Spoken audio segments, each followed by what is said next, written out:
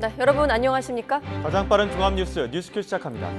이달 초 정부가 내놓은 강제동원 해법 제시 이후 한일 정상회담이 열렸고 그리고 오늘 일본 교과서 검정 발표가 있었습니다. 독도는 일본 땅이라는 억지를 넘어 일부 교과서의 경우 한국이 불법 점거하고 있다는 내용까지 포함이 됐습니다. 일본의 교과서 도발 언제부터 시작이었는지 정리해보고 호사카 유지 교수와 한일 관계 전망으로 이어가겠습니다. 왕야진 북한 주재 신임 중국 대사가 어제 북한에 들어갔습니다. 북한이 외국 외교관의 입국을 허용한 건 코로나19 발생 이후 봉쇄 3년 만에 처음입니다. 북중 협력 강화, 어떤 배경과 의미가 있는 건지 해설위원 실장과 짚어보겠습니다. 네, 화요일 뉴스큐 그럼 후퇴한 일본의 역사 인식부터 속보로 확인하겠습니다. 일본 정부가 내년부터 사용할 초등학교 교과서에서 독도 영유권 주장을 강화하고 일제강점기 가혹한 노동과 징병의 강제성을 사실상 지운 것으로 나타났습니다. 오늘 오후 발표된 교과서 검정 내용 어떻게 달라졌는지 자세히 알아보겠습니다. 이경아 기자. 네, 국제부입니다. 네, 예상된 부분이긴 합니다만은 근현대사 관련 기술이 그러니까 전보다 더 후퇴했다고 봐야 되겠죠?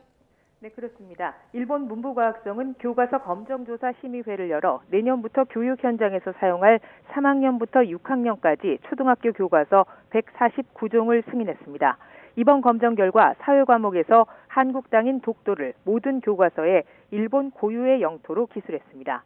여기에서 더 나아가 일부 교과서에는 한국이 불법 점거하고 있다는 내용이 새로 포함됐습니다.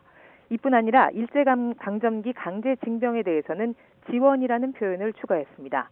강제노동과 관련해서도 연행됐다는 이전 기술을 동원됐다로 바꾸는 등 강제성을 감추려는 의도가 엿보입니다. 이런 내용은 지난 2021년 4월 일본 정부가 가기 결정을 통해서 교과서에 강제 연행 등의 표현을 사실상 쓰지 못하게 한 데 따른 것입니다. 위안부 관련 기술은 이번에도 초등학교 교과서 내용에 포함되지 않았습니다. 이뿐 아니라 일부 교과서는 이전 기술과 달리 임진왜란 당시 조선인 피해에 대한 내용을 빼고 왜군 피해를 포함시켰고요. 올해 100주기를 맞는 간토 대지진 당시 조선인 학살 사건도 이전에는 포함시켰다가 빠진 교과서가 나오는 등 한국과 관련된 근현대사 기술이 전체적으로 후퇴한 것으로 나타났습니다.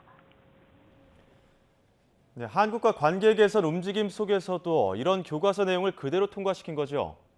네, 그렇습니다. 일본 정부는 강제동원 문제 등에 있어서 불법성을 인정한 적이 없기 때문에 이런 교과서 내용은 어느 정도 예상된 것입니다.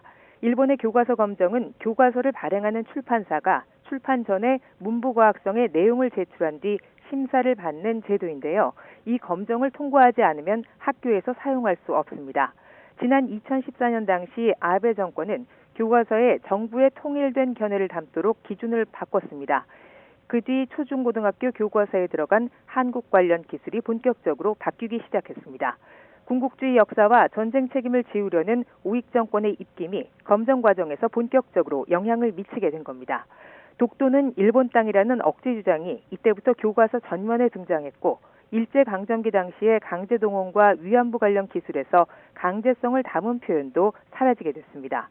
일본 정부는 한국과의 관계 개선은 필요하다는 입장이지만 역사인식에 있어서 변화의 기미는 보이지 않고 있습니다. 이 때문에 앞으로도 교과서 문제를 포함해 양국의 근현대사를 둘러싼 갈등은 좀처럼 가라앉지 않을 것으로 보입니다. 지금까지 YTN 이경아입니다.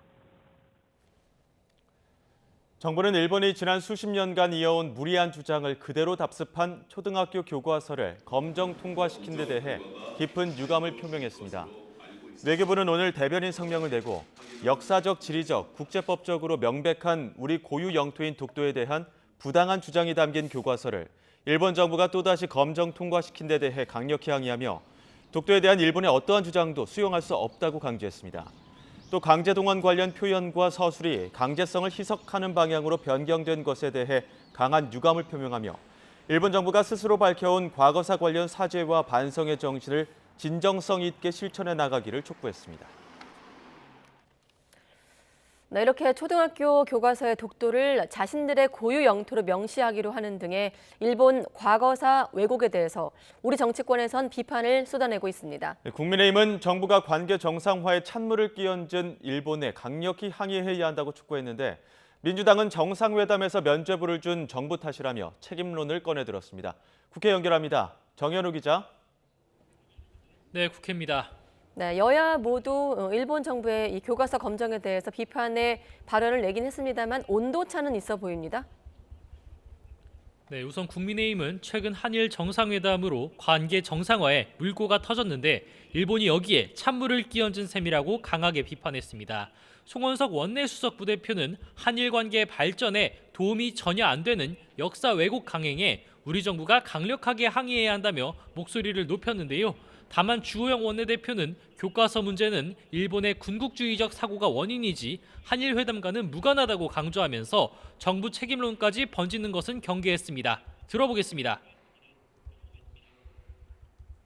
한일 정상회담의 결과라고 생각지는 않습니다. 일본이 옛날부터 가지고 있었던 거슬러 올라가면 군국주의적인 사고 이런 틀에서 못 벗어난 민주당도 일본을 강하게 비판하면서 윤석열 대통령이 과거사 왜곡에 대해서 사과를 받아내야 한다고 촉구했는데요. 다만 박홍근 원내대표는 이번 일은 국민 반대를 무릅쓰고 강제동원 제3자 배상안을 추진해 일본에 면죄부를 준 정부 탓이 크다며 책임론을 꺼내들었습니다. 이재명 대표도 오늘 4.5 재보궐선거 지원 유세에서 연설에서 일본이 독도를 자기 땅이라고 우기면 묵인하지 않고 박차고 나오는 게 대한민국 대통령 아니냐며 윤 대통령을 직격했습니다. 들어보겠습니다. 독도가 일본 땅이다. 독도 교과서에 싣겠다고 하면 무슨 소리 하냐고 박차고 나와야 되는 게 대한민국 대통령 아닙니까? 묵인하더라. 이렇게 역사에 기록돼서는 안 되지 않습니까? 네, 오늘 김영두 헌법재판관 후보자 인사청문회에선 검수완박법에 대한 헌법재판소 결정을 둘러싸고 여야 공방이 거셌죠. 네, 어제 한동훈 법무부 장관 출석 때와 같이 검찰 수사권을 축소하는 검수완박법 효력을 인정한 헌재 결정을 둘러싸고 공방이 계속되고 있습니다. 검수완박법 입법 과정에서 절차적 문제가 있지만 법 효력엔 인정된다는 헌재 결정에 대해서 후보자 의견에 대해 질문이 쏟아졌습니다.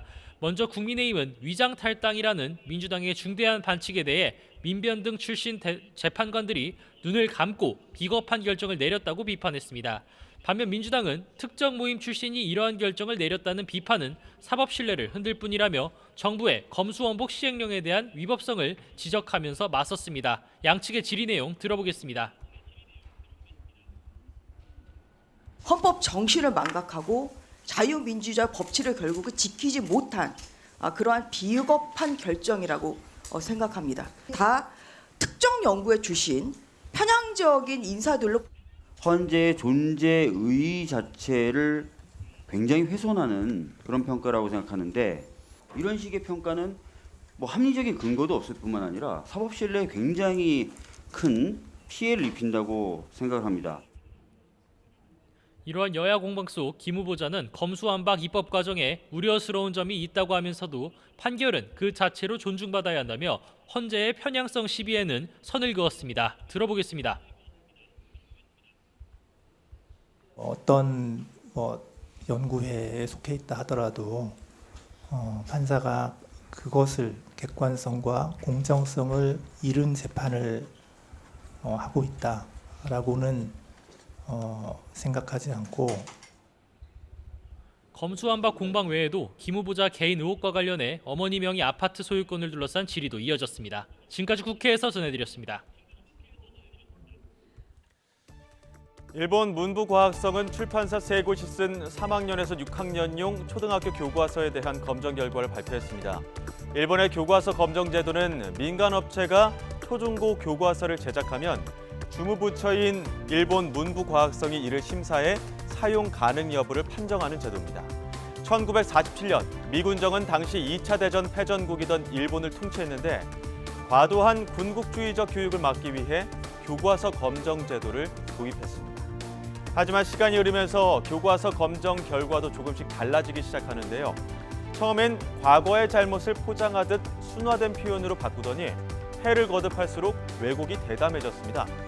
조선 침략을 진출로 바꾸거나 3.1운동을 폭동이라고 기술하고 많은 한국인이 강제징용 또는 징병되었다는 내용에서 강제징용이라는 표현 등이 삭제됐습니다. 특히 2005년엔 역사 왜곡에 이어서 독도의 영토 표기 문제까지 새롭게 불거졌는데요. 당시 나카야마 나리아키 문부상이 일본 학습 지도 요령에 독도를 일본 영토로 명기할 것을 주장했습니다. 하지만 한국 정부의 반발로 뜻을 이루지 못하다가 2009년 결국 일본은 고등학생에게 일본의 독도 영유권을 가르치기 시작합니다. 그 이후로도 2010년과 2011년 초등학교, 중학교 교과서까지 독도는 일본 영토라는 주장을 담은 검정 결과를 발표합니다. 특히 2012년 2차 아베 정권 출범 이후 일본 교과서는 독도 영유권 주장을 노고로 하기 시작하는데 급기야 2015년 교과서 검정부터는 한술 더 떠서 아예 독도는 일본의 고유 영토라는 주장을 명시합니다. 한국이 불법 점령한 것이라고 가르치기 시작한 거죠. 심지어 작년엔 고등학교 2학년 이상이 사용하는 교과서에 일본군 위안부 등의 표현과 강제 연행이라는 표현이 대거 삭제됐는데 올해도 마찬가지였습니다. 독도 영유권 주장은 강화하고 강제징용과 관련해서는 강제성을 희석시켰는데요. 일본 교과서 검정 발표는 해마다 한일 관계의 상수 같은 악재로 작동했지만 이번엔 우리 정부가 강제동원 해법 발표 등 관계 개선에 전향적으로 나선 직후라 더욱 우려가 컸죠. 하지만 결국 일본이 또 한 번 후퇴한 역사인식을 드러내면서 국내 비판 여론은 더욱 거세질 것으로 예상됩니다. 잠시 뒤 오늘 교과서 내용 포함해서 한일 관계 전망 호사카 유지 교수와 이어갑니다. 네, 김정은 북한 국무위원장은 언제 어디서든 핵무기를 사용할 수 있게 준비돼야 한다면서 핵무기 생산에 박차를 가하라고 주문했습니다. 그러면서 새로운 전술 핵탄두로 추정되는 물체들을 전격 공개했는데 과거 핵탄두 공개 후 핵실험을 진행했던 사례도 있는 만큼 일각에선 7차 핵실험을 예고한 거란 해석도 나오고 있습니다. 취재기자 연결해서 좀 더 알아보겠습니다. 한현희 기자. 네, 통일외교안보부입니다. 네, 북한이 새로운 핵탄두로 추정이 되는 물체를 공개했다고요? 네, 그렇습니다. 북한 매체들은 김정은 국무위원장이 어제 핵무기 병기화 사업을 지도했다면서 관련 내용을 공개했습니다. 이 자리에서 김 위원장은 언제 어디서든 핵무기를 사용할 수 있게 완벽하게 준비돼야 한다면서 핵무기 보유량을 기하급수적으로 늘리기 위한 무기급 핵물질 생산 확대를 지시하고 또 핵무기 생산에 박차를 가할 것을 주문했는데요. 매체들은 그러면서 김 위원장이 현장 지도를 하는 사진을 공개했는데 이 사진에 새 전술 핵탄두 로 보이는 물체들이 대거 등장했습니다. 김 위원장과 간부들이 몸체는 녹색, 앞부분은 붉은색으로 도색된 탄두 앞에서 대화를 나누는 사진이 공개됐는데요. 이 탄두는 처음으로 공개된 건데 사진에는 김 위원장 뒤로 화산 31로 명명된 이 탄두가 초대형 방사포와 탄도미사일, 순항미사일 등 북한이 보유한 여러 미사일에 장착된 예시 그림도 포함됐습니다. 아울러 김 위원장과 간부들이 이 대량 생산된 새 탄두들의 앞을 걷는 모습도 공개됐는데 북한은 각 탄두에 모두 일련 번호를 적어두기도 했습니다. 북한 매체들은 김 위원장이 새로운 전술 핵무기들의 기술적 재원과 구조작용 특성, 다른 무기 체계들과의 호환성 등에 대해서 구체적으로 파악했다고 전했는데요. 전문가들은 화산 31이 직경 500mm 미만으로 추정되고 초대형 방사포 등 다양한 무기 체계 탑재를 위해서 크기를 소형화하고 또 표준화한 것으로 보인다고 분석했습니다. 다만 합참은 핵 능력이 전력화가 완료됐다고 보려면 실제와 동일한 환경에서 실험을 성공해야지 그 무기가 완성됐다고 볼 수 있는데 아직 확인된 게 없다고 설명했습니다. 또 실질적으로 그것이 무기로서 활용이 가능한지에 대해서도 평가를 진행하고 있다고 밝혔는데요. 지난 2016년과 2017년 북한이 핵탄두를 공개하고 이후 5, 6차 핵실험을 단행한 사례가 있었던 만큼 일각에서는 북한이 조만간 핵실험을 감행할 수 있다는 관측도 나옵니다. 네, 북한이 최근 실시한 시험들 앞에 핵자가 자주 붙긴 합니다만 북한이 국가적 차원의 핵무기 관리 체계도 공개했다고요? 네, 그렇습니다. 이와 함께 북한은 김정은 국무위원장이 국가 핵무기 종합관리체계 핵 방화세의 정보와 기술 상태를 점검했다고 전했습니다. 여러 종류의 전술핵을 필요에 따라서 다양한 장소에서 동시다발적으로 발사하기 위한 작전 체계가 있다는 건데 이걸 의도적으로 강조해서 핵 운용 능력을 과시하려고 한 걸로 보입니다. 무력 시위를 이어온 북한이 핵무기 역량을 내세워서 핵 위협 수위를 끌어올리고 있는 건데요.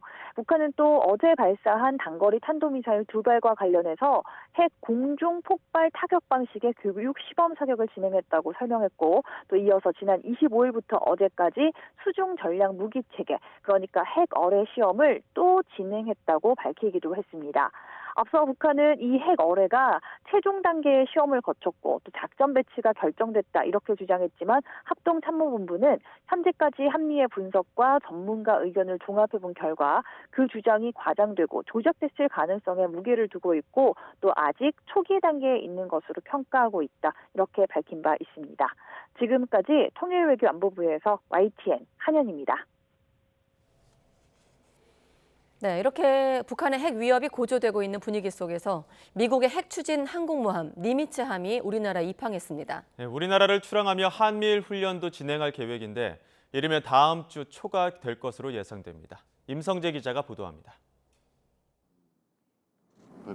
미국의 핵 추진 항공모함 니미츠함이 승조원 5천여 명을 싣고 이지스 구축함인 웨이니 메이어함, 디케이터함과 함께 부산 작전기지에 입항했습니다. 니미츠함의 방한은 10년 만이지만 미 해군 항공모함이 우리나라에 들어온 건 지난해 9월 로널드 레이건 함 이후 6개월 만입니다. 떠다니는 군사기지라고 불릴 정도로 압도적인 크기를 자랑하는데 길이 333m, 폭 77m의 축구장 3배 넓이의 비행갑판 등의 항공기 70여 대를 싣고 있습니다. 영화 탑건에 등장하는 다목적 슈퍼 호넷 전투 공격기가 대표적입니다. 또 다른 함재기인 호크아이 조기 경보기와 그라울러 전자전기는 적의 방공망을 감시하거나 격파하는 전자 임무를 수행합니다. 입항 전 제주 남방공해상에서 우리 해군과 연합 해상훈련을 펼친 미 제11항모강습단의 방한은 전술 핵탄두 추정 물체 공개와 연이은 핵어뢰 폭발 시험 등 도발 수위를 끌어올리고 있는 북한을 향한 강력한 경고 메시지가 될 것으로 보입니다.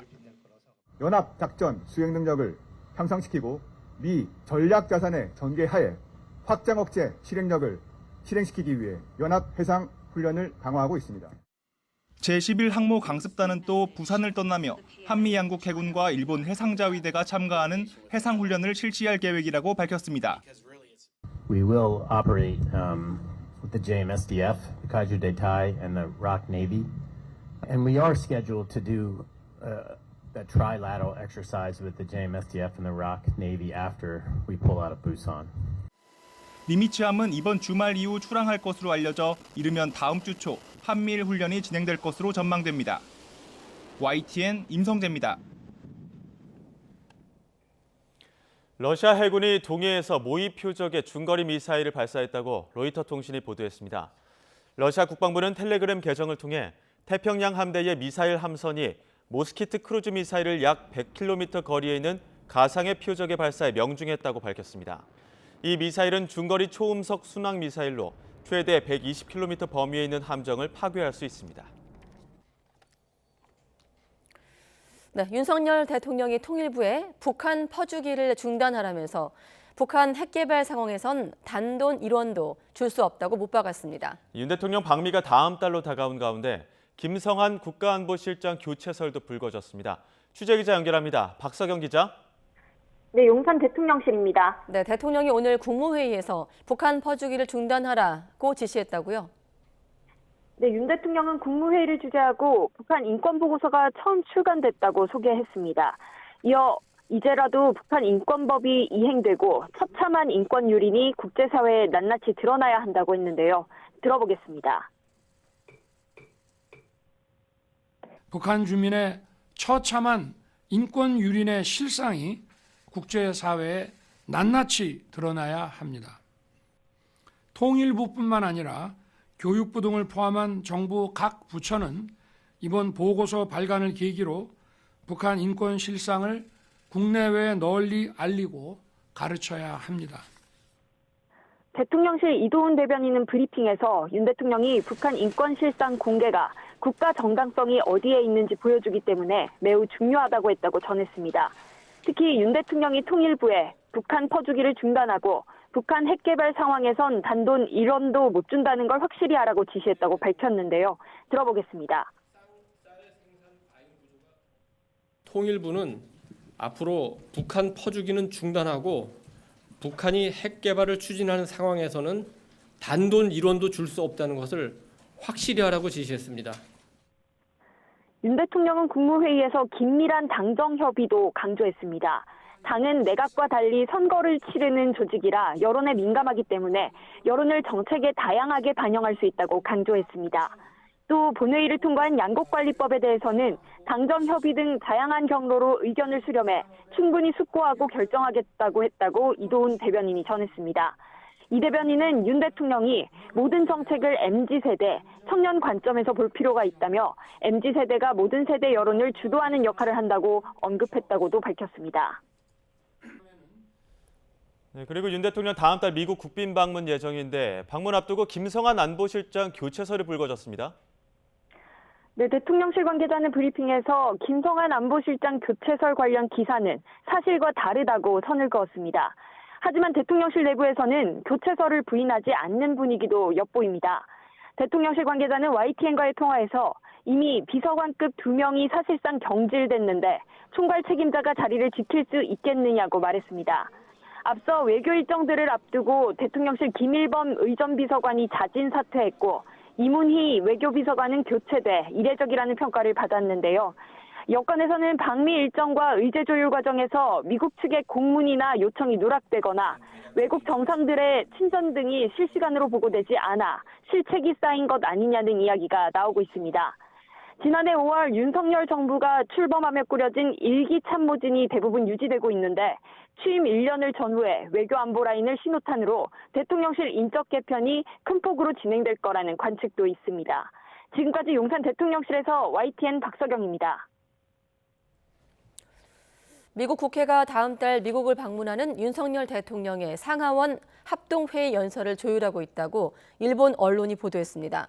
니온 게이자의 신문은 한국계인 영김 하원 의원이 마이클 맥콜 외교위원장 등과 함께 윤 대통령의 합동회의 연설을 요청하는 공동서한을 케빈 메카시 미 하원 의장에게 보냈다고 밝혔습니다.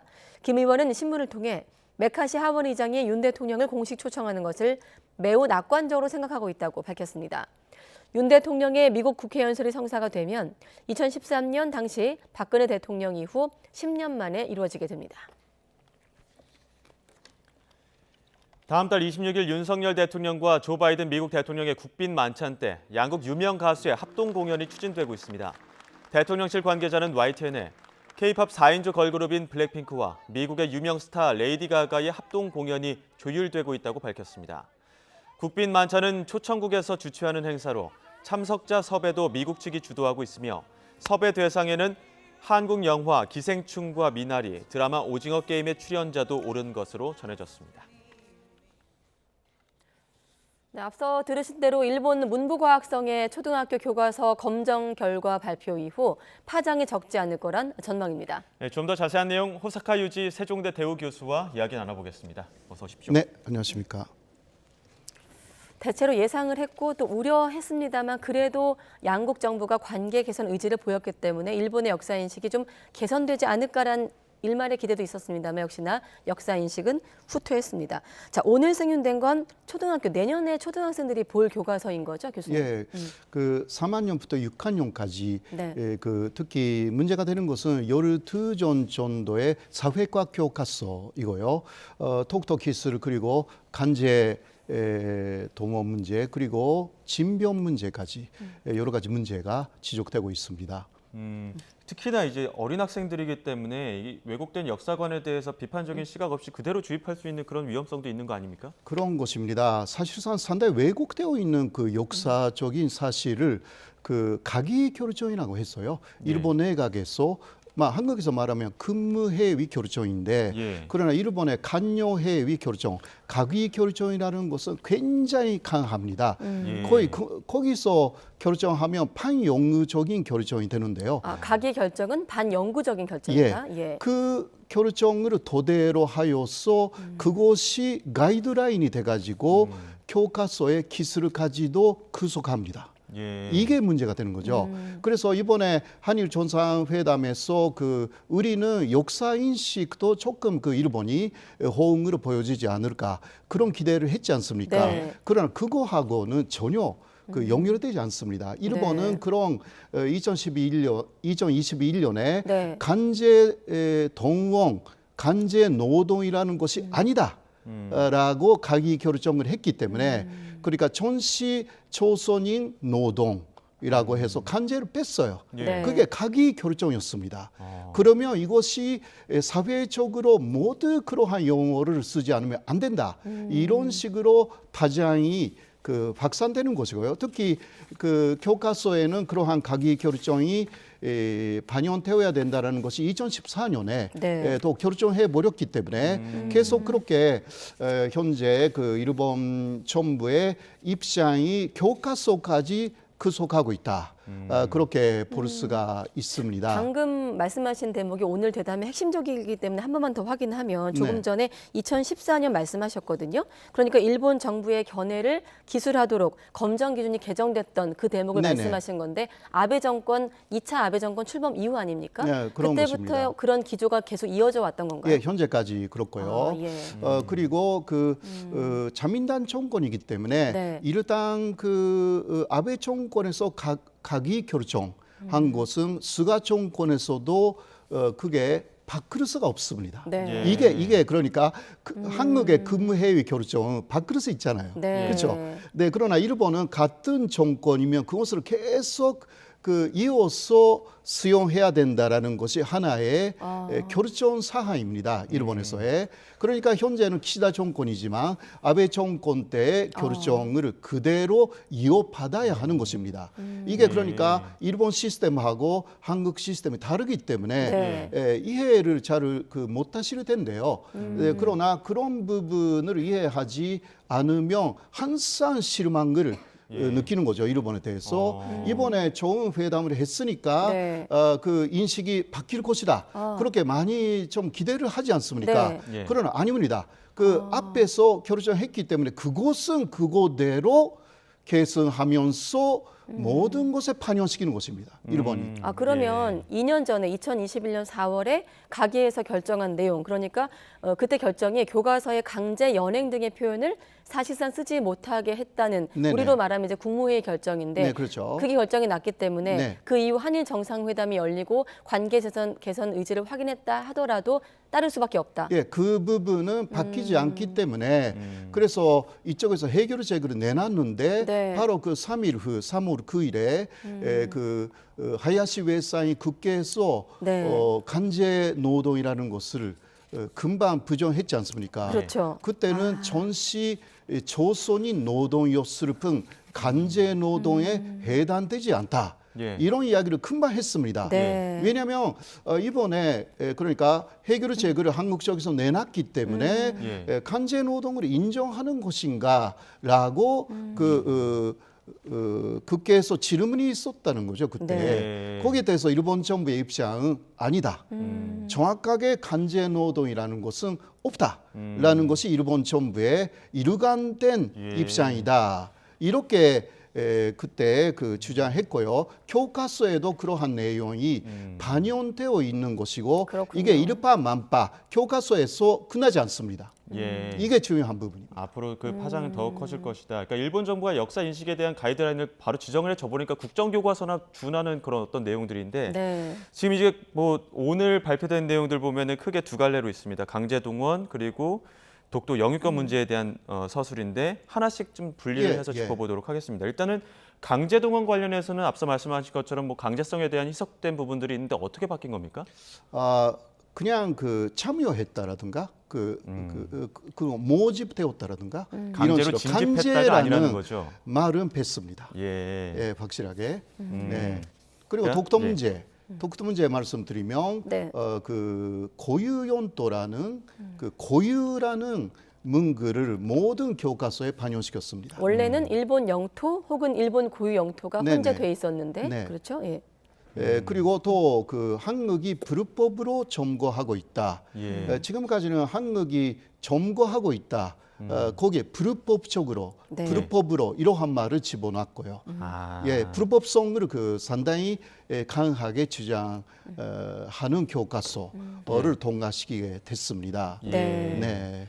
네. 고유라는 말을 넣다 보니까 이제 한국 입장에서는 한국이 이미 그거 점유하고 있는 부분이 있는데 이 점유하고 있는 부분들도 이제 불법이다. 예. 이렇게 규정을 해버린 거고 네. 이렇게 외국의 수위가 조금 높아진 배경, 의도에는 어떤 부분이 있다고 보십니까? 그냥 항상 이번에도 키시다 총리가 일본의 일관된 입장이 있다. 그 일관된 입장에 입각하여서 한국하고 협의해 나가겠다. 그런 이야기를 했지 않습니까? 네. 그거는 한국 쪽의 의견도 있고 일본 쪽의 의견도 있으니까 서로 양보하면서 뭔가 결정해 나가겠다라는 이야기가 아닙니다. 예. 일본에서는 일본의 일관된 제반의 입장에 대해서 한국에 설명하고 한국 쪽에서 납득하도록 만들겠다. 그러니까 결국은 일본 쪽에 예를 들면 독도는 일본 영토다. 또 강제 동원은 아니었고 네. 그냥 모집에 의한 노동일 뿐이었다. 위안부는 또 자발적인 참여였다라든가 이러한 부분에서의 일본의 일관된 입장을 한국이 마지막에 수용하도록 만든다라는 그러한 초의가 사실 있는 것입니다. 네. 왜냐하면 그게 카기에서 결정했기 때문에 이게 카기라는 게 그러니까 칸요회의의 준말인데 네. 이게 한국에 없는 시스템, 미국에도 없죠. 네. 그런 것은. 예. 일본은 45년 이전에도 가기 결정이라는 것이 있었고요. 예. 가기 결정이라는 것은 보통 총리가 네. 어떤 결정을 하고 싶다라고 하면 거기에 장관들 있잖아요. 예. 장관들이 모두 서명하는 것입니다. 근데 거기에 반대라는 것은 상당히 하기가 어려워요. 정권이 바뀌어도 그대로 이어가는 기조인 거잖아요. 네, 그러니까 정권이라기보다 일본은 사실상 자민당 정권이잖아요. 예. 총리가 바뀌는 총리가 것뿐입니다. 바뀌어도, 예. 총리가 바뀌어도 같은 자민당 정권이면 그거 쭉 가는 거예요. 이 기조를 그대로 예, 이어가거나 그대로 강화시킬 가는. 확률이 예. 더 크다는 거죠. 예, 그러니까 일본이 야당이 너무 약해가지고요. 사실 2009년에는 민주당 정권이 됐기 때문에 그 부분은 조금 바뀌었거든요, 그때요. 그러나 민주당 정권은 3년 3개월 만에 다시 무너졌고요. 그러니까 결국은 1955년부터 쭉 거의 자민당 정권이기 때문에 네. 이러한 가기 결정이라는 거, 그것은 예를 들면 1차 아베 정권은 2007년이었거든요. 네. 그 다음에 2009년에 민주당 정권이 들어왔는데도 2007년에 1차 아베 정권 때의 가기 결정 지금도 다르거든요. 네. 예, 그러니까 그렇군요. 그런 면에서는 정상이 바뀌면 한국에서는 많이 바뀌지 않습니까? 대통령이 바뀌면 네. 예, 같은 보수 정권 또 같은 진보 정권이라고 해도 바뀌는 부분이 있지 않습니까? 이번에 확인된 측면도 네네. 있고요. 네. 예, 네, 그러나 일본은 아닙니다. 일본은 기본적으로 특히 가기에서 결정한 것은 계속 같은 정권이며 이어가야 하는 예. 그러한 좀 융통성이 없는 그러한 시스템을 일본이라는 네. 국가가 갖고 있다라는 거. 이것은 알고 있어야 합니다. 예. 네. 그렇지 않으면 이해할 수가 없습니다. 그걸 우리 외교 당국도 이해하고 있는 것 아닙니까? 이해하고 있겠죠. 그러나 외교 당국에서도 많은 분들이 쭉 외교관으로 있는 거 아니지 않습니까? 계속 바뀌기도 네. 하고 외교부 장관도 바뀌고요. 이러한 일본에 대한 정확한 이해가 어느 정도까지 있는지라는 네. 것은 한번 좀 점검해야 되는 시점에 와 있는 것이 아닌가 왜 그렇게 생각합니다. 왜 점검이 필요하냐면 다시 한번 정리해 보면 말씀하신 대로 이달 초에 강제 동원 제3자 변제안 우리 정부가 해법을 제시했고 한일 정상회담이 열렸고 사실 교과서 도발, 교과서 어떤 왜곡 문제는 거의 매년 있다시피 한 한일 관계 어떤 상수 같은 악재, 그야말로 네, 악재였기 때문에 특별하지 않았습니다만 이번 같은 경우는 말씀하신 대로 좀 우려가 더 컸습니다. 그래서 한일 정상회담 이후 일본의 성의 있는 호응에 대해서 정부 당국자가 일단은 자신감을 좀 내비치는 분위기였는데 오늘 나온 정부 반응은 깊은 유감이란 반응이 나왔거든요. 네네. 그런 반응이 나와서 상당히 다행이다라고 할 수밖에 없죠. 예를 들면 그 정권이 그래도 이것은 뭐 일시적인 것이고 네. 일본이 앞으로 바뀔 것이다. 그건 아니거든요. 그러한 그 말씀이 나오면 이거는 그 정말 그러니까 일본에 대해서 이해하고 있지 않다. 네. 이렇게 되기 때문에 그러니까 일본하고 어떤 것을 협의하고 합의하고 또 좋은 그 한일 관계를 만들어 나간다. 그거는 그 당연한 이야기인데 네. 그러나 일본의 모든 것을 맞춰 나간다고 하면 이거는 한국 쪽의 그 전체성이 계속 사라져 버린다. 예. 그리고 진병이라는 문제도요. 예. 이번에 교과서에서 그 지원병 이것을 그 간주했거든요. 예. 일본 교과서에서 예. 한국 사람들이 많이 지원했다. 근데 이것은 완전한 거짓말이거든요. 완전한 예. 그 처음은 지원병 제도도 있었습니다. 그러나 1943년부터는 완전한 진변제였어요. 예. 근데 그것을 그 이번에 교과서에서는 무너뜨린 거거든요. 네. 근데 이러한 부분들은 그러니까 논리적으로도 역사적인 사실에 입각하여도 좀 더 설명하면서 세계적인 그러니까 한국의 주장에 맞다라는 내용을 만들어 나가야 하는 예. 과제가 좀 있습니다. 네. 예. 그냥 전체적으로 이것을 마무리하려고 하면 안 되고요. 역사적인 사실이 있기 때문에 예. 그러나 일본의 가기 결정이라는 것은 그때 분위기라든가 여러 가지로 그 전체적으로 결정하는 부분입니다. 예. 네, 그거는 대단히 왜곡되어 있는 내용도 있기 때문에 예. 그런데 그거 반영구적으로 그것으로 밀어붙이는 게 일본 정부입니다. 예, 이러한 구조를 좀 이해하면서 예. 한일 관계 개선에 임해야 되는 예. 것이라고 생각합니다. 관계 개선을 위한 정부 차원의 노력은 좋게 볼 수 있겠습니다만 이러한 역사적인 인식 차이에 대해서는 정확하게 반발할 건 반발해 줘야 된다. 네네. 그런 부분에서 이번에 정부의 발표는 그래도 좀 다행스럽다 이런 입장 보여주셨는데 네네. 일본 내부에 있는 그 여론도 좀 궁금합니다. 주 일본 대사가 최근에 그 한일 관계 개선의 일본 내 여론도 조금 나아지고 있다 이런 이야기를 해서요. 어떻습니까? 실제로? 한 가지 덧붙이면 마침 지난번 정상회담 하루 전날 호사카 유지 교수님과 화상 인터뷰를 했는데 그때 가해자 빠진 해법이란 일본 극우파의 주장을 소개하셨거든요. 네네. 교수님이 말씀하신 일본 내 극우 세력의 어떤 여론과 지금 박석원 앵커가 전한 일본 내 분위기, 주 일본 대사가 말한 거랑 조금 다른데 어떻습니까? 예. 그 일본 극우 쪽에서도요. 일단 평가하는 부분은 평가하고 있습니다. 예. 어떤 평가냐고 네. 하면요. 일단 이번에 한일 정상회담에서 평가할 수 있는 부분은 그 대중국에 대해서 그러니까 대만 유사시에 대비하는 차원에서 한국과 일본의 그런 군사 안보적인 협력 예. 이것을 얻을 수가 있었다라는 부분에서 평가할 수 있다. 네. 이거는 어떤 면에서는 조금 위험한 부분도 사실 있습니다. 그러나 일본 극우 측은 그러한 평가도 내놨습니다. 네. 예. 그리고 또 가기 결정이라는 면에서 좀 더 말씀드려야 되는 부분들이 좀 있습니다. 예.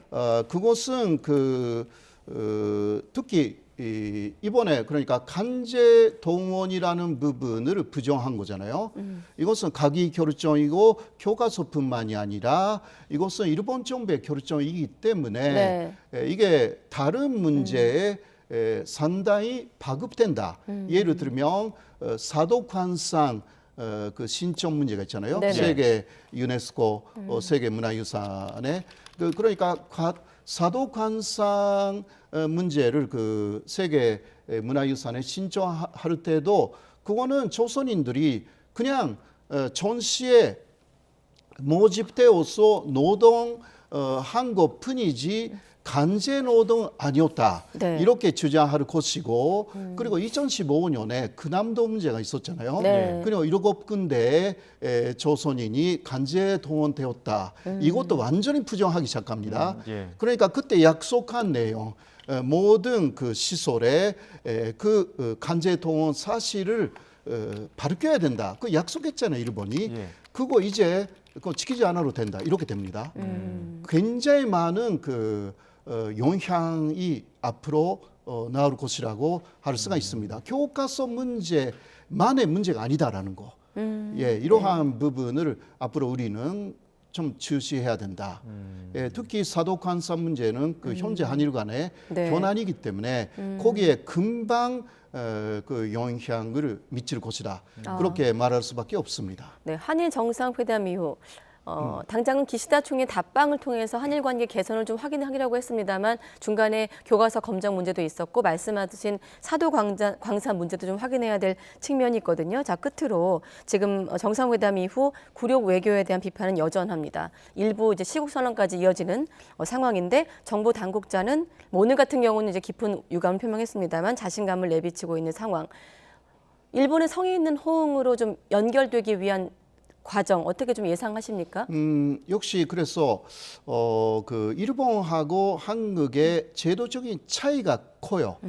그것을 이해를 하면서요. 그러니까 예를 들면 이쪽에서 호응을 보여줬으니까 일본도 호응 보여준다라는 기대를 하면 절대 안 되는 것입니다.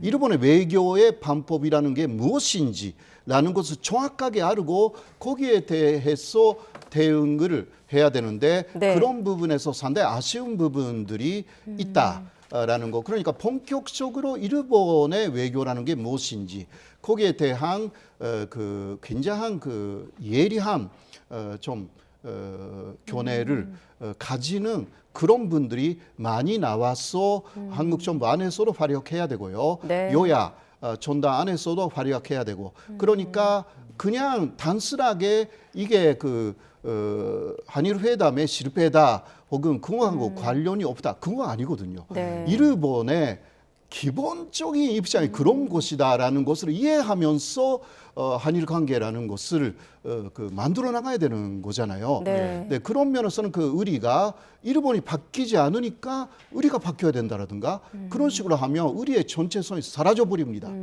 일본은 일본의 입장을 절대적인 것이라고 그 결정해 놓은 게 가기 결정이기 때문에 네. 거기에 그 일본이 바뀌지 않으니까 우리가 그 바꿔서 우리가 바뀌어서 뭐 일본에 호응을 보여주면 그쪽에서도 호응 보여준다. 이거 사실 아니거든요. 짧게만 질문 드리면 일본이 네. 바뀌지 않으면 우리가 바뀌어야 된다라는 기조가 만약에 잘못된 전제라면 그럼 어떤 아이디어가 필요할까요? 당장 화이트리스트 같은 경우도 일본에서는 움직임이 없고 우리만 움직이는 걸로 지금 알려지고 있지 않습니까? 네, 사실상 그러한 가기 결정, 간여회의 결정이라는 시스템, 그거 반영구적으로 한다라는 시스템은 일본만의 고유한 것입니다. 네. 그렇지 않습니까? 그것을 전제로 그러한 이야기도 해야 돼요. 이거는 일본만의 고유한 것이고 국제적인 어떤 관례도 아니고 그러니까 그런 이야기를 국제적으로 좀 공론화하면서 일본도 그러나 이게 외교라는 것을 양보하면서 만들어 나가야 되는 것이다라는 것을 오히려 그게 국제적인 오히려 그 하나의 관습이 아닙니까? 그쪽의 네. 산식이잖아요. 그런 것을 일본이 수용할 수 있도록 그렇게 만들어 나가야 하는 것입니다. 그러니까 국제법이라는 것을 좀 더 간조해 나가는 그런 것이 중요하고요. 사실 그 문재인 정권에서 WTO를 사용해 가지고 후쿠시마 수산물을 우리가 네. 수입하지 않도록 했잖아요. 이것은 그 일본은 따라갈 수밖에 없었습니다. 가기 결정은 다른 면에 있는데 그거는 그러니까 국제적인 어떤 합의에 있어서는 일본 따라갈 수밖에 없습니다. 이런 부분에서 한국의 외교라는 것을 좀 더 국제적으로 인정받을 수 있는 방향으로 강하게 만들어 나가야 된다. 예. 그렇게 네. 원론적인 입장을 말씀드릴 수가 있는 것 같습니다. 알겠습니다. 네. 예상했던 것보다 근현대사 관련 기술이 더 후퇴한 것을 확인한 일본의 초등학교 교과서 검정 발표 내용을 놓고 호사카 유지 교수님과 한일 관계 전망까지 해봤습니다. 고맙습니다, 교수님. 고맙습니다.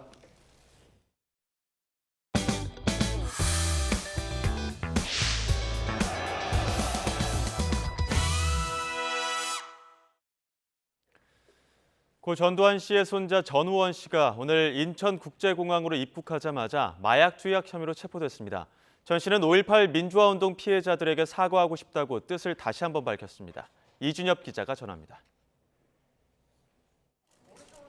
뉴욕에서 인천공항으로 입국한 고 전두환 씨의 손자 전우원 씨. 5.18 민주화운동 피해자들의 사과하고 싶다면서 입을 뗐습니다. 민폐 끼쳐드려서 죄송하고 이번에 수사받게 되는 거 최대한 열심히 협조해서 수사받고 나와서 빨리 5.18 전체 유가족분들, 피해자분들께 사과드리고 싶어요. 이미 SNS로 5.18 기념재단과 접촉해 귀국한다면 바로 유가족들을 찾겠다고 밝혔던 전 씨는 사과의 이유도 설명했습니다. 죄인이니까요. 그리고 저의 삶이 소중한 만큼 이 모든 사람들의 삶이 소중하고 저는 지금 살아있지만 그분들은 여기 안 계시니까. 5.18 기념재단도 전 씨의 발언을 매우 진지하게 보고 있다고 대답했지만 전 씨는 광주로 바로 향할 수 없었습니다. 지난 17일 마약 범죄를 자수하겠다며 마약으로 의심되는 물질을 투약하는 모습을 인터넷 생방송한 탓입니다. 전 씨를 수사해오던 경찰은 인천국제공항에서 바로 전 씨를 체포하고 소변과 모발을 채취한 뒤 서울경찰청 마약범죄 수사대로 조사를 위해 데려갔습니다. 공항에서 이미 전 씨는 마약 혐의에 대해 모두 시인했습니다. 방송에서 제 죄를 피할 수 없도록 전부 다 보여드렸습니다. 미국에서 병원 기록도 다 제가 마약을 사용한 기록이 있으니까 그거 확인해 보시면 될 거예요. 경찰은 이미 전 씨 말고도 전 씨가 SNS를 통해 마약을 투약했다고 지목한 지인 2명을 불러 조사했습니다. 전 씨에 대해선 구속영장이 신청되지 않을 것으로 보입니다. 체포영장 시한인 48시간이 지나기 전에 나올 수도 있는데 이후 전 씨 말대로 5.18 피해자들에게 직접 사과하러 갈 가능성도 있습니다. YTN 이준엽입니다. 상습적으로 마약을 투약한 혐의를 받는 배우 유아인 씨가 이르면 다음 주쯤 다시 소환 조사를 받을 예정입니다. 경찰은 유 씨가 코카인 등 중독성 강한 마약을 언제 투약했는지 등을 확인해 상습 투약 여부를 입증할 것으로 보입니다. 김철희 기자가 보도합니다. 마약 4종류를 상습 투약한 혐의를 받는 배우 유아인 씨. 피의자 신분으로 경찰에 출석해 12시간 동안 조사받고 귀가했습니다. 그동안 저를 사랑해주셨던 많은 분들께 큰 실망을 드리게 된 점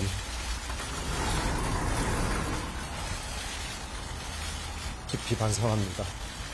죄송합니다. 조사 하루 뒤에는 사죄가 충분하지 못했다며 자신의 SNS에 다시 한번 사과문을 올리기도 했습니다. 경찰은 유아인 씨가 투약한 약의 종류뿐 아니라 투약 횟수도 워낙 많아 추가 조사가 필요하다고 밝혔습니다. 다만 두 번째 조사는 빨라도 다음 주쯤이 될 것으로 보이는데 경찰은 유아인 씨가 어떤 순서로 약물을 투약했느냐를 집중적으로 캐물을 것으로 보입니다. 2년 동안 100차례 넘게 프로포폴을 투약한 만큼 중독성을 이기지 못하고 더 자극이 강한 케타민과 코카인에까지 손을 댔을 수 있다는 게 전문가들의 분석입니다. 프로포폴 그런 거 투약한 후에 더 강력한 마약을 요구하게 돼 있어요. 코카인이나 케타민, 즉 강한 마약을 더 사용하게 되어 있죠. 현재 경찰은 프로포폴과 케타민의 투약 횟수와 시기 등은 어느 정도 특정했습니다. 국내의 처방 기록이 분명히 남아있기 때문입니다. 다만 코카인을 투약한 시점은 아직 정확히 확인하지 못한 것으로 알려져 수사팀은 이후 참고인 조사 등을 거쳐 관련 증거를 보강할 방침입니다. 이후 상습 투약이라는 큰 그림의 퍼즐이 맞춰지면 경찰이 유아인 씨에 대해 구속영장을 신청할지 윤곽도 드러날 전망입니다. 이런 가운데 유아인 씨 측 변호인은 수사기관의 추가 소환 방침에 대해 드릴 말씀이 없다는 짧은 답만 내놨습니다. YTN 김철입니다.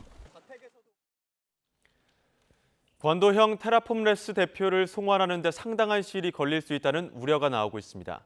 권 씨를 붙잡은 몬테네그로 당국이 여권 위조 등 형사사건을 먼저 기소해야 한다는 입장인데다 어차피 중형이 확실치되는 권 씨도 송환을 피하기 위한 법적 다툼을 치열하게 벌일 것으로 보입니다. 보도에 이상순 기자입니다. 권도형 테라폼 랩스 대표는 몬테네그로 입장에선 중범죄를 저지른 현행범입니다. 코스타리카 위조 여권으로 출국하려다 붙잡혔고 수화물에서 벨기에 위조 여권도 나왔습니다. 여권 위조는 몬테네그로에서 최대 5년의 징역형이 선고됩니다. 권 씨는 또 출입국 기록 없이 몬테네그로에 입국한 것으로 드러나 형이 가중될 수도 있습니다. 권 씨를 쫓고 있던 우리나라와 미국, 싱가포르 이외에 몬테네그로도 형사 관할권이 생긴 겁니다. 이에 따라 몬테네그로 검찰은 권 씨를 재판에 넘기지도 않고 다른 나라에 넘기는 일은 없을 것이라고 못 박았습니다. 가상화폐 테라 루나 폭락 사태로 투자자에게 50조 원에 이르는 천문학적 피해를 입힌 권 씨는 우리나라와 미국, 싱가포르도 쫓고 있습니다. 하지만 현재로선 몬테네그로의 사법 처리를 지켜보는 것 말고는 뾰족한 수가 없어 보입니다.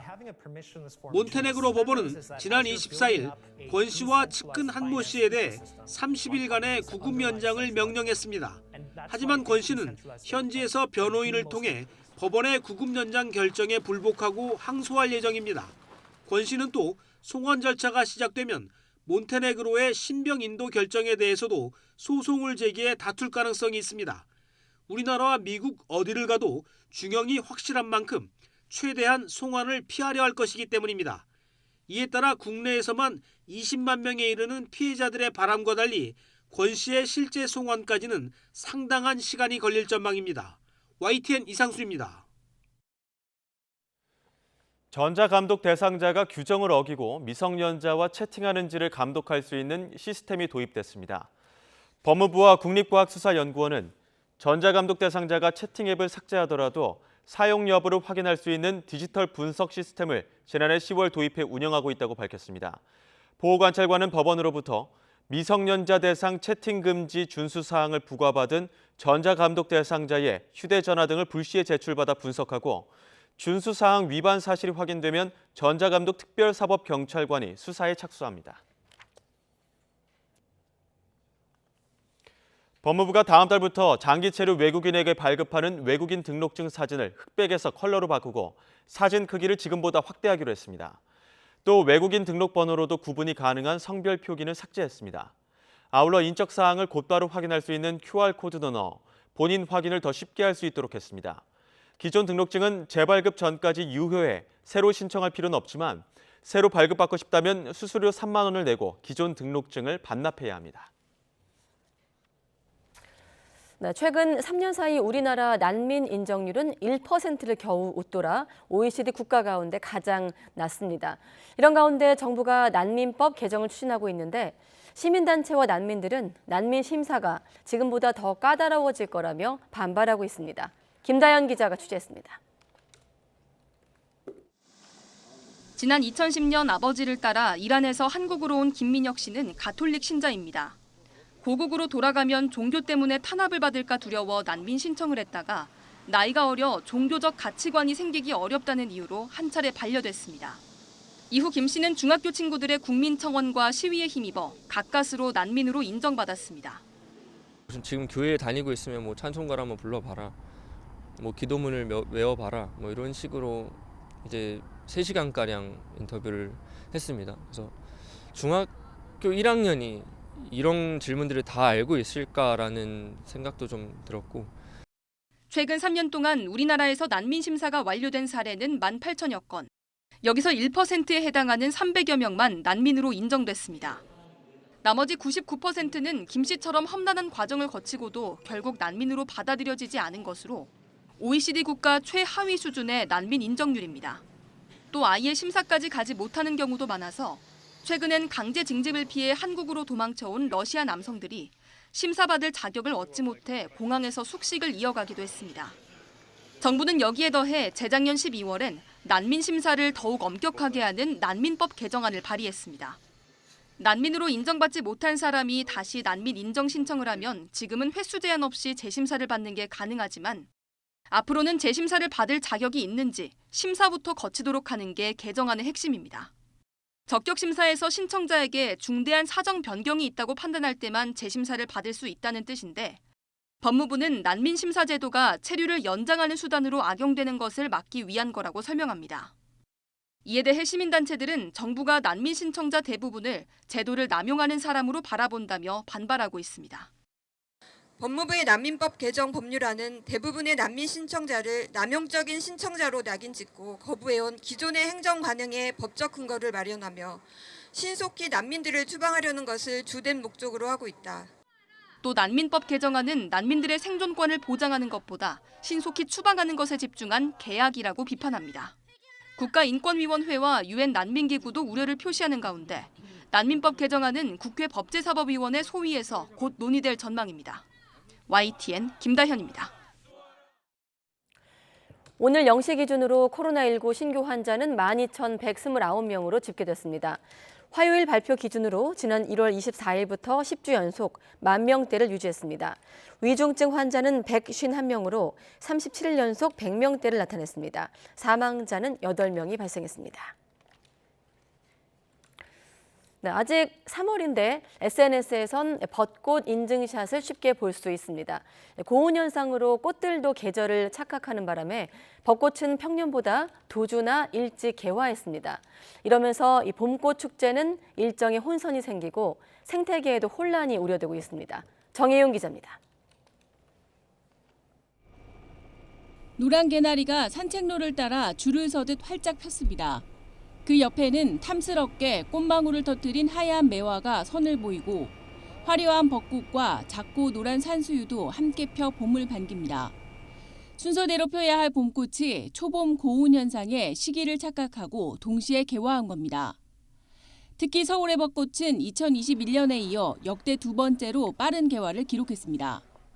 보통 봄꽃은 개나리와 진달래, 벚꽃의 순서로 피는데 올해는 3월 기온이 예년보다 3.9도가 높고 맑은 날이 지속되며 일조량도 많아 서울 벚꽃 개화일이 예년보다 14일가량 빨랐습니다.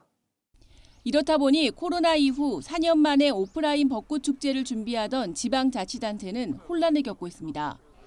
축제가 대부분 4월 상순으로 예정돼 있는데 그 시기에는 벚꽃이 절정기를 지나거나 져버릴 가능성이 크기 때문입니다. 개화가 예정보다 빨리 돼가지고요. 저희도 우선은 이번 금요일부터 질서 유지를 위해서 주차라든지 도로라든지 이렇게 관련된 관계부서 직원들이 근무를 시작하기로 했습니다. 봄꽃의 이른 개화는 생태계 전반에도 큰 영향을 줍니다. 곤충이 먹을 꽃가루가 없어지고 식물도 수정이 어려워지기 때문입니다. 깨어나서 나왔는데 꽃은 다 지고 없고 그러다 보니까 걔네들 먹이는 또 사라지고 수정률이 이제 좀 저하되기 때문에 봄철 고온은 모기도 일찍 깨워 전국에 일본대염 주의보가 내려졌습니다. 온난화로 인한 봄철 기온 상승이 생태계와 봄꽃 축제 그리고 국민 건강에도 악영향을 주고 있습니다. YTN 정혜윤입니다. 올해 치러지는 2024학년도 대학 수학능력시험에서는 EBS 연계율은 기존의 50%를 유지하되 학생들의 체감도는 높일 예정입니다. 한국교육과정평가원은 오늘 수능 시행 기본계획 발표를 통해 이같이 밝혔습니다. 평가원은 EBS 수능 교재와 강의 그리고 수능 출제 연계는 간접 방식이지만 교재에 있는 도표와 그림, 지문 등 자료 활용의 유사도를 높여 연계 체감도를 높이겠다고 설명했습니다.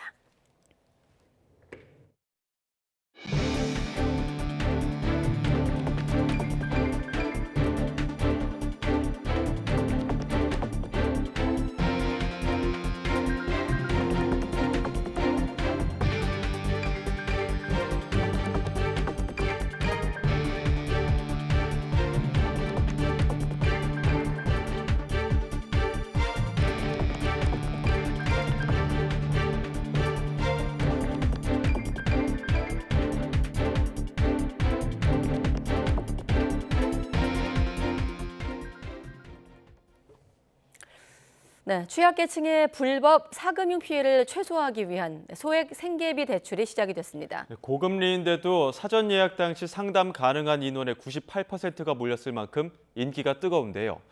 일시적인 혜택에 그치지 않도록 더 근본적인 대책이 마련돼야 한다는 목소리도 나옵니다. 강희경 기자가 보도합니다. 서울 중구에 있는 서민금융통합지원센터.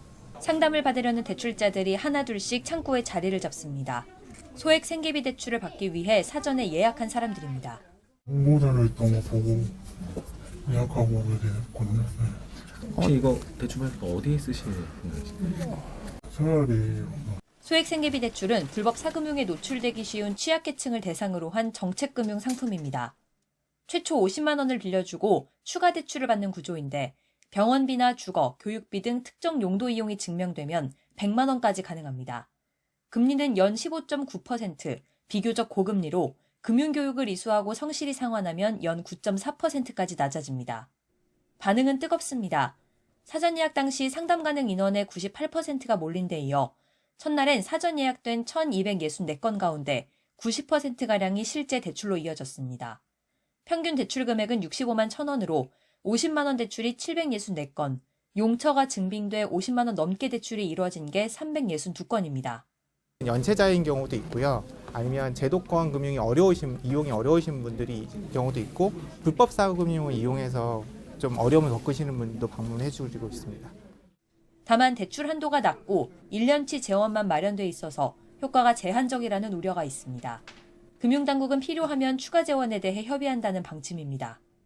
최고 100만 원만 빌려주는 것을 좀 더 한 200만 원 정도까지 올리는 것도 필요하고 일시적으로 하는 것보다는 좀 꾸준하게 매년 이렇게 서민들을 위한 정책이 필요하다. 또 이처럼 수요가 몰리는 건 당장 50만 원도 구하지 못하는 사람이 그만큼 많다는 걸 의미하기도 합니다. 이에 따라 제도권에 있는 금융사들이 취약계층을 외면하지 않도록 20%로 묶인 법정 최고금리를 더 높이는 등의 근본적인 대책 마련이 필요하다는 지적이 나옵니다. YTN 강희경입니다. 오는 2030년까지 세계 경제 성장률이 30년 만에 최저치인 연평균 2.2%까지 떨어져 잃어버린 10년이 올 수 있다고 세계은행이 경고했습니다. 세계은행은 보고서에서 코로나19 팬데믹과 러시아의 우크라이나 침공 등 지난 몇 년간 위기가 겹치며 그동안의 경제 성장을 끝냈다고 평가했습니다. 이에 대응해 정책 입안자들은 인플레이션을 억제하고 부채를 줄임으로써 더 많은 투자를 유치해야 한다고 제안했습니다. 정부가 내년 예산은 재정의 지속 가능성을 위해서 올해와 마찬가지로 건전 재정 기조를 유지해 증가율을 5% 아래로 묶기로 했습니다. 또 무분별한 현금성 지원 사업이나 부당한 보조금은 철저하게 차단하겠다고 강조했습니다. 보도에 오인석 기자입니다. 정부가 국무회의를 열고 내년 예산안 편성 지침을 확정했습니다. 건전 재정 유지를 통해 성장 잠재력을 확충하고 재정의 지속 가능성을 높이는 데 초점을 맞춰 편성하기로 했습니다. 올해 예산 638조 7천억 원에서 증가율을 5% 미만으로 묶을 것으로 보여 내년 예산은 670조 원 안팎이 될 전망입니다. 사회적 약자 보호와 청년 일자리 창출, 국방과 경제안보, 국민안전 등 국가의 기본 기능 강화에 예산이 중점 투입됩니다. 내년에 정부는 건전 기조 하에서도 국방, 법치와 같은 국가 본질 기능을 제대로 수행하고 미래 성장 기반과 고용 창출 역량을 제고하며 약자 복지를 강화하는 데 충분한 재정 지출을 할 것입니다. 양질의 청년 일자리 창출을 위해 수출 드라이브와 스타트업 코리아 등의 예산이 집중 투입되고 취약계층과 사회적 약자를 위한 맞춤형 서비스 복지에 예산이 편성됩니다.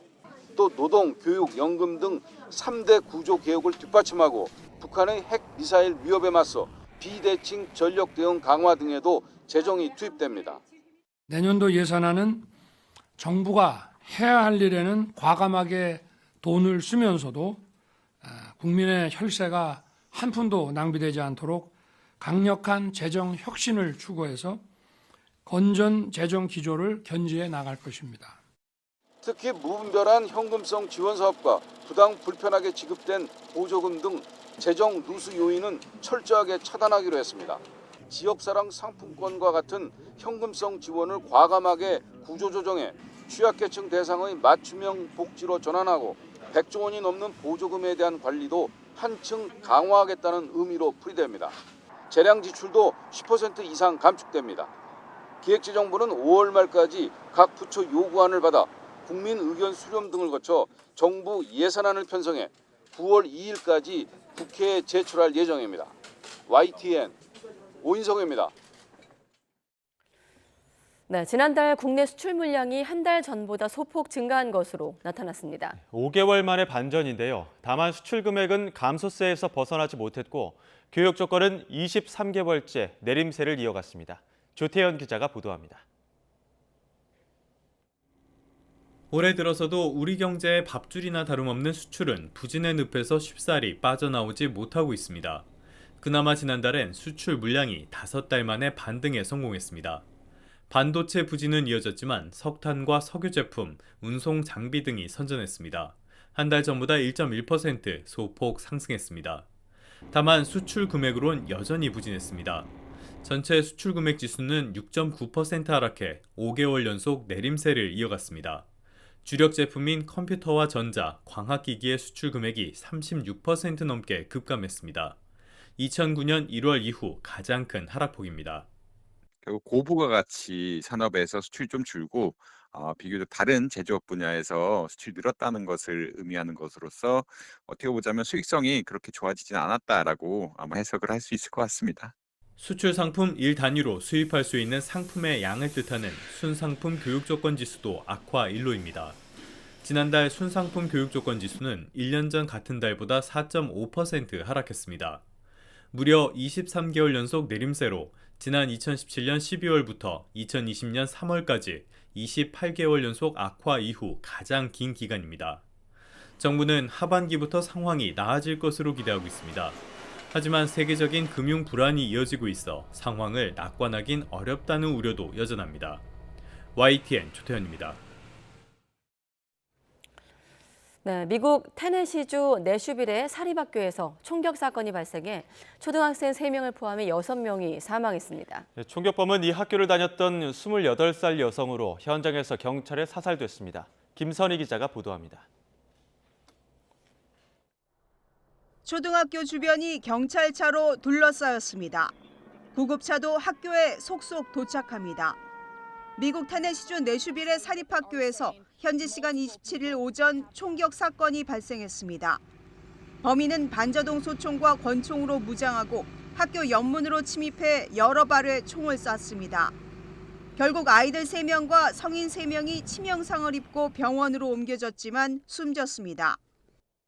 She entered the school through a side entrance and traversed her way from the first floor to the second floor, firing multiple shots. 경찰은 총격범이 한때 이 학교 학생이었던 내슈빌 출신의 28살 여성이라고 말했습니다. 총격 사건은 미국에서 흔한 일이 됐지만 여성 총격범은 매우 이례적입니다. 1966년 이후 총기 난사 사건 191건 가운데 여성 총격범은 4건에 불과합니다. When the officers got to the second level, they saw a shooter, a female, who was firing. The officers engaged her. She was fatally shot by responding police officers. 최근 잇따른 총격 사건에 어린 초등학생까지 희생되며 미국 사회는 또 한 번 충격에 빠졌습니다. 올해 석 달간 89건의 학교 총격 사건이 일어났는데 1970년 통계 이래 가장 높은 수치입니다. 조 바이든 대통령은 기자회견을 열고 총기 개혁 법안이 빨리 통과돼야 한다고 말했습니다. We have to do more to stop gun violence. It's ripping our communities apart, ripping the soul of this nation, ripping at the very soul of the nation. And we have to do more to protect our schools so they aren't turned into prisons. 사건이 일어난 학교는 기독교계 사립학교로 유치원부터 6학년까지 약 200명이 재학 중입니다. 경찰은 목격자와 주변 인물 진술을 토대로 범행 동기를 수사하고 있습니다. YTN 김선희입니다. 브라질의 한 학교에서는 10대 학생이 흉기를 휘둘러 교사 1명이 숨지고 학생 등 4명이 다쳤습니다. 현지 시간 27일 오전 7시 20분쯤 상파울루주의 한 공립학교 교실에서 해골 모양의 마스크를 쓴 10대 학생이 71살 교사를 뒤에서 흉기로 찌르고 달아나는 학우들에게도 흉기를 휘둘렀습니다. 교사는 목과 머리 부분에 큰 상처를 입고 병원으로 옮겨졌지만 숨졌고 다른 교사와 학생 등 4명은 인근 병원에서 치료받고 있습니다.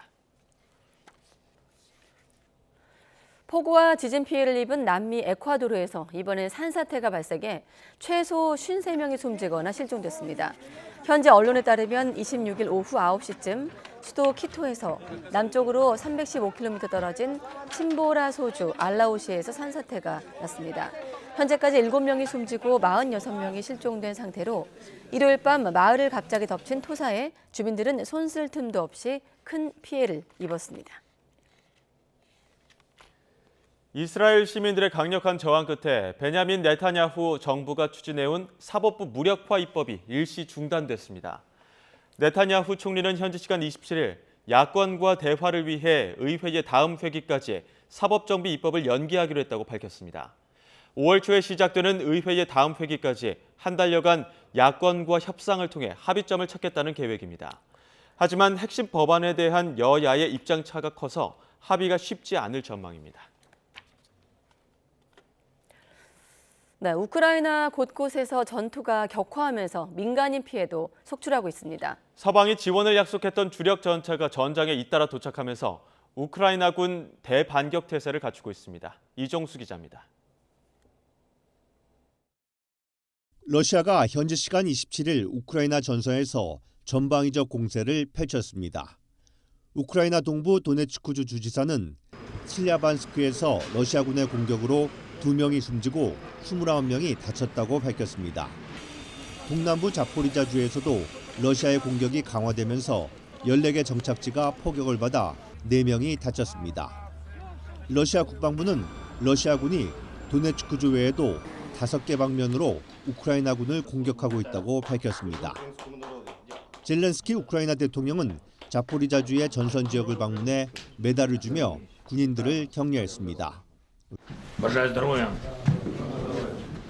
Слава Україні. Маю честь сьогодні бути тут присутнім зі своїми хлопцями і подякувати вам. 젤렌스키 대통령은 최근 들어 최대 격전지 바흐무트 인근 부대 등 전선 방문 빈도가 잦아졌습니다. 자포리자에서 라파엘 그로시 국제원자력기구 IAEA 사무총장도 만났습니다. 러시아가 점령 중인 자포리자 원전의 안전구역 설정을 위해 협상을 벌이고 있는 그로시 총장은 원전 시설 지원 방침을 확인했습니다. This is my seventh trip to your country since the war started, which is also an indication of my deep commitment for as long as it takes, as all your friends around the world tell you. 이런 가운데 서방이 우크라이나에 지원을 약속했던 주력전차 등 군수물자가 잇따라 도착하고 있습니다. 독일 주력전차 레오파르트2 전차 18대가 현지 시간 27일 우크라군에 인도됐습니다.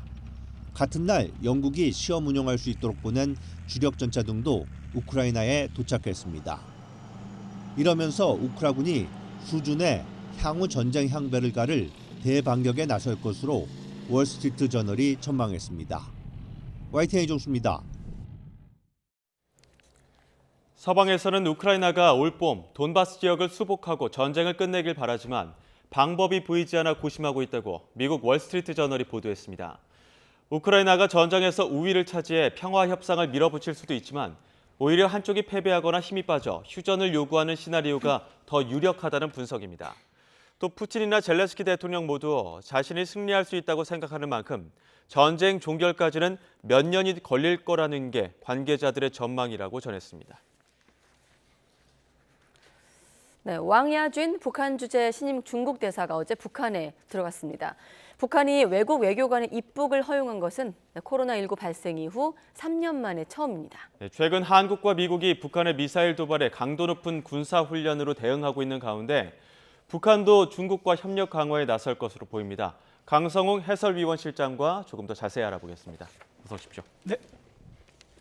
네, 북한 주재 중국 대사인데 코로나 와중에 내정이 됐더라고요. 그럼 맞습니다. 그동안 한 번도 북한에 간 적이 없었던 건가요? 그렇죠. 사실 아주 엄격하게 말하면 외교관으로 처음 들어간 게 아니라 사람으로 처음 들어간 겁니다. 공식적으로 이게 이제 곧 밝혀질 텐데 네. 사람으로는 처음이죠. 그동안에 아주 극비리에 극히 제한적으로 들어갔을 수는 있을 것 같아요.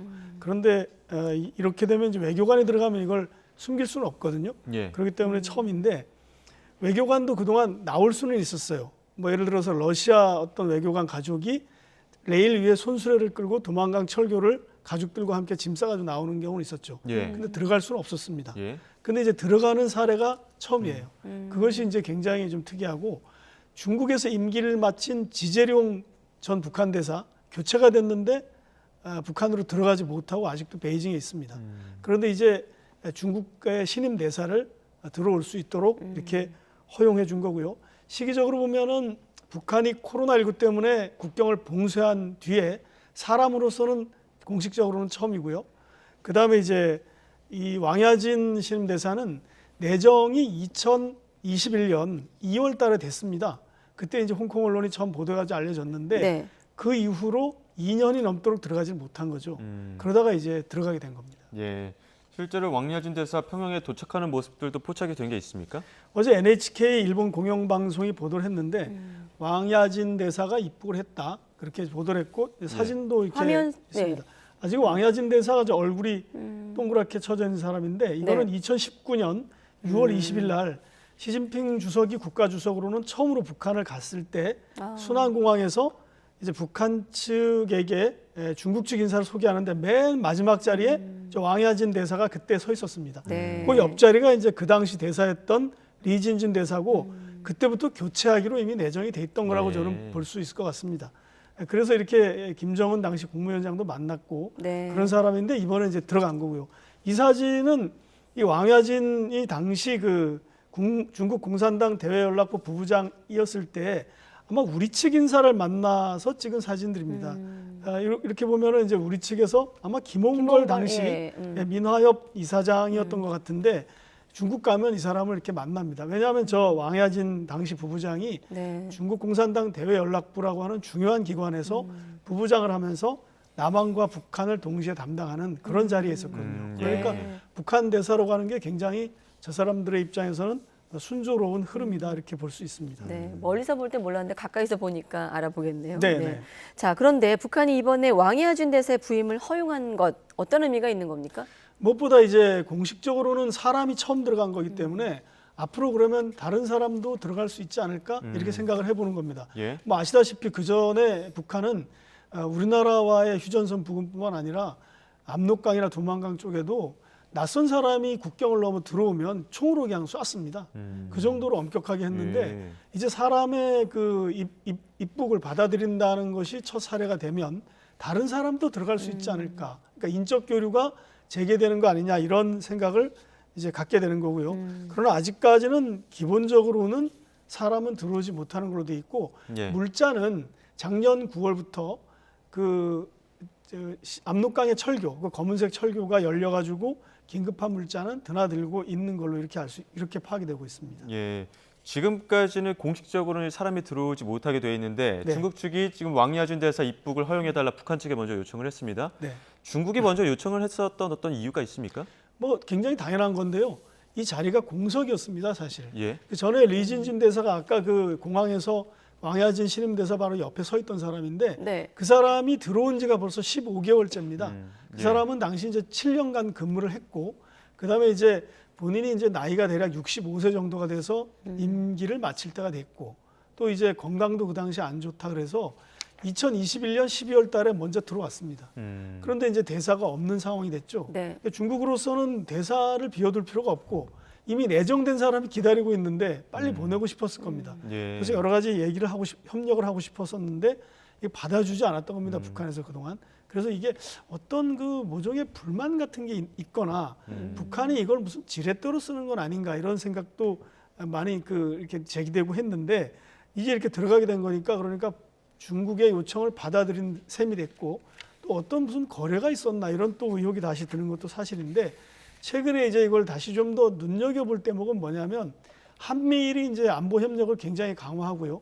그다음에 특히 한국과 미국이 북한의 어떤 도발에 대응해서 강력하게 군사훈련을 하면서 맞서고 대응을 하다 보니까 아마도 북한과 중국 간에도 뭔가 모종의 협력과 밀착의 필요가 생기지 않았을까라고 하는 점을 주목해서 보게 되네요. 네, 네, 그렇군요. 한미일 어떤 안보 관련해서 한반도 상황으로 좀 볼 수도 있겠습니다만 다른 나라는 어떨까도 궁금하거든요. 평양에 있는 외국 대사관들이 대부분 철수했었는데 네. 이렇게 되면 서서히 문을 열게 되는 건가요? 그럴 가능성도 꽤 있다고 봅니다. 오늘 NK 뉴스라고 이제 영어권 매체인데 네.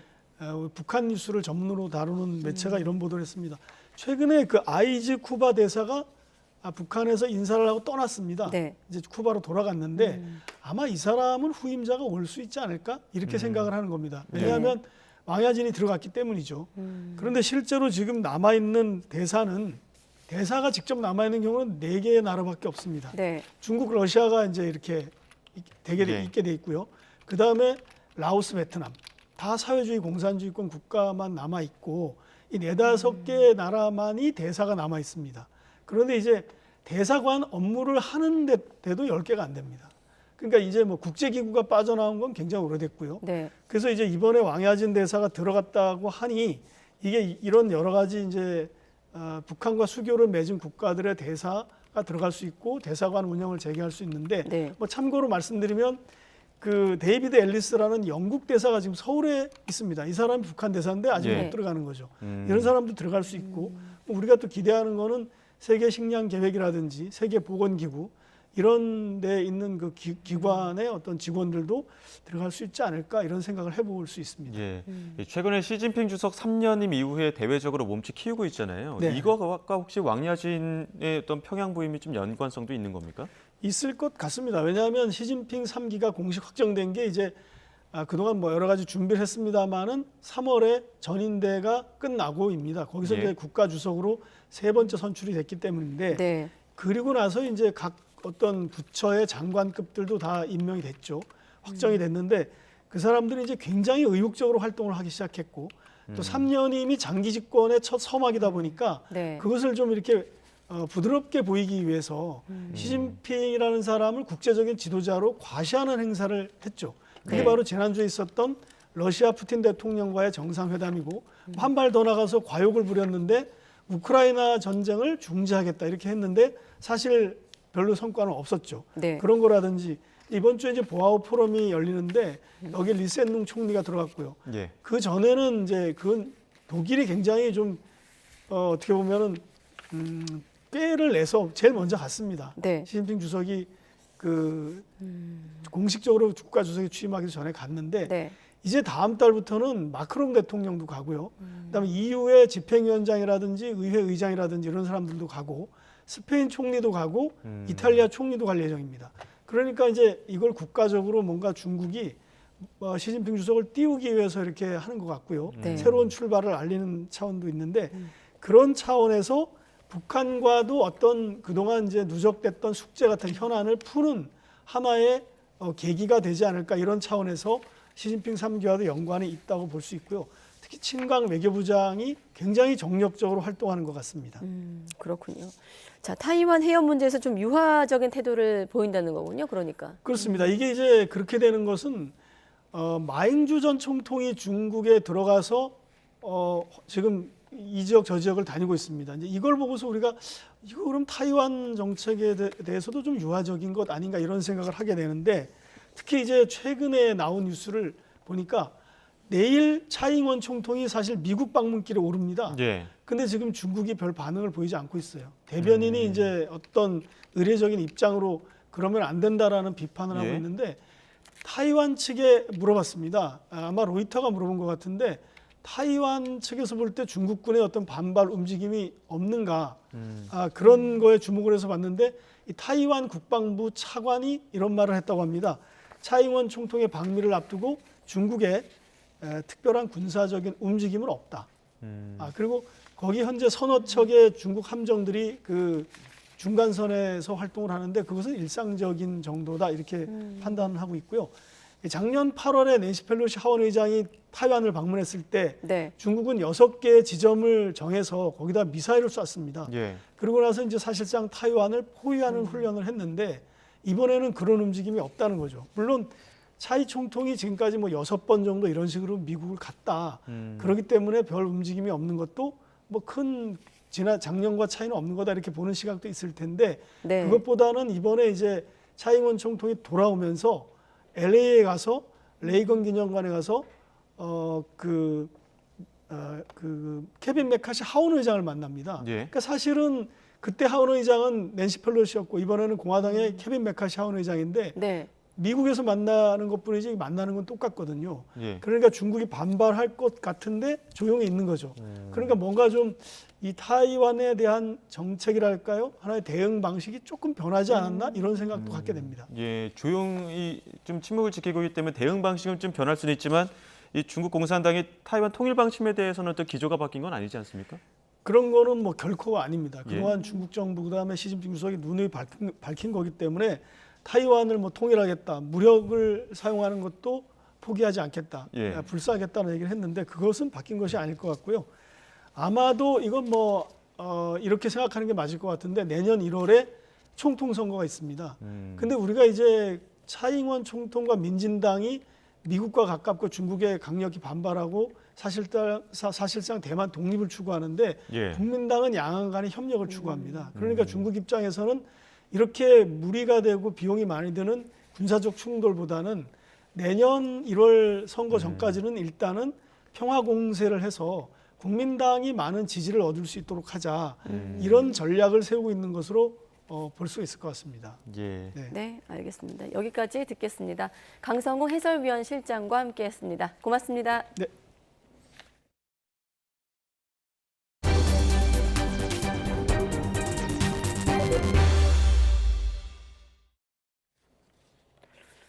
네, 출산율이 해마다 역대 최저를 경신할 만큼 심각한 상황에서 윤석열 대통령이 취임 후 처음으로 저출산 고령사회위원회 회의를 직접 주재했습니다. 윤 대통령은 국가가 아이들을 확실하게 책임진다는 믿음과 신뢰를 줘야 한다고 강조했는데요. 조금 전 진행된 회의 모두 발언 직접 들어보겠습니다. 저출산 문제는 복지, 교육, 일자리, 주거, 세제 등 사회 문제, 또 여성의 경제 활동 등 여러 가지 문화적 요소가 복잡하게 얽혀 있습니다. 정부 지원과 아울러서 문화적 요소, 가치적 요소들을 함께 고려하지 않을 수 없습니다. 그래서 여러 각도에서 다양한 접근이 필요한 문제라고 할 수 있습니다. 그러나 제일 중요한 것은 국가가 우리 아이들을 확실하게 책임진다는 믿음과 신뢰를 국민들께 줄 수 있어야 하는 것입니다. 정말 막말로 저출산 문제가 해결이 안 되더라도 일단 이 땅에 태어난 아이들이 밝고 건강하게 자랄 수 있게 하는 것은 국가의 기본적인 책무라고 저는 봅니다. 네, 전두환 씨의 손자 전우원 씨의 폭로 이후 검찰에는 전 씨 일가에 대한 시민단체 고발장이 접수돼 있습니다. 이미 배당 절차도 마친 상태인데 본격적인 수사는 전우원 씨에 대한 마약 혐의 수사가 어느 정도 이뤄진 뒤에 순차적으로 진행될 것으로 보입니다. 김다연 기자가 보도합니다. 고 전두환 씨의 손자 전우원 씨는 자신의 가족이 숨겨진 검은 돈으로 사업체를 운영하고 호화 생활을 하고 있다며 비자금 의혹을 폭로했습니다. 금고 안에 엄청난 양의 것들이 있었다고, 숨겨진 비자금과 관련된 것들이 있었다고 말씀하셨습니다. 시민단체는 폭로 내용을 확인해달라며 전두환 씨 일가를 범죄수익은닉규제법 위반과 강제 집행 면탈, 업무 방해 혐의 등으로 검찰에 고발했습니다. 검찰은 사건을 범죄수익 환수부에 배당하고 수사 가능한 부분이 있는지 살펴보고 있는데 문제는 공소시효입니다. 고발 혐의 가운데 비자금 은닉 혐의의 공소시효가 7년으로 그나마 긴 편이지만 전두환 씨 재임 기간이자 비자금 수수 시점과는 한참 떨어져 있어서 자금 흐름 추적 자체가 쉽지 않습니다. 전우원 씨의 더 구체적 진술이 있다면 검찰이 새로운 수사 실마리를 포착해 범죄 수익 환수까지 이뤄질 수 있을 거란 관측도 나오지만 의혹을 제기한 전 씨조차도 처벌은 힘들다고 보고 있습니다. 제가 공개적으로 마약을 하고도 증거가 불충분한데 저희 집안이나 제 지인이나 사회적으로 돈이 많으신 분들께서 자본력을 사용해서 직접적으로 처벌을 받기는 어렵다고 생각을 해요. 검찰도 국민적 의혹이 상당하다는 걸 알지만 실질적으로 수사 필요성이 있는지는 따져봐야 한다는 입장입니다. 검찰 관계자는 경찰에서 전우원 씨의 마약 혐의 수사가 이뤄지고 있는 만큼 관련 수사가 먼저 진행된 뒤 비자금 의혹과 관련한 조사 여부가 결정될 거로 보인다고 설명했습니다. 법이 바뀐다면 모를까 전두환 씨 사망으로 가로막혔던 900억 원대 미납 추징금 환수는 더욱 어렵습니다. 3년 전 범인이 사망했을 때도 상속 재산을 추징할 수 있게 하거나 검찰이 공소 제기가 불가능한 경우에도 요건만 충족하면 범죄 수익을 몰수할 수 있도록 하는 내용의 개정안이 국회에 발의됐지만 처리는 아직입니다. 여기에 입법이 이뤄진다고 해도 새로운 법을 과거 범행에 소급해서 적용해도 되는지는 논란의 여지가 있습니다. YTN 김다연입니다. 보복 운전을 한 뒤 달아난 20대 무면허 오토바이 운전자가 구속됐습니다. 20대 A씨는 지난 1월 14일 새벽 1시쯤 부산 만덕 2터널 입구에서 승용차 운전자를 대상으로 보복 운전을 한 혐의를 받고 있습니다. 차 앞에서 고의로 속도를 줄이거나 정차하는 등 3km 거리에 걸쳐 위협하다 달아난 건데 당시 오토바이에 번호판이 없어 좀처럼 종적을 찾지 못했습니다. 경찰은 CCTV 70여 개를 분석하는 등 한 달 넘게 추적한 끝에 A씨를 붙잡아 구속했는데 A씨는 승용차 운전자가 경적을 울려서 화가 났다고 진술한 것으로 알려졌습니다.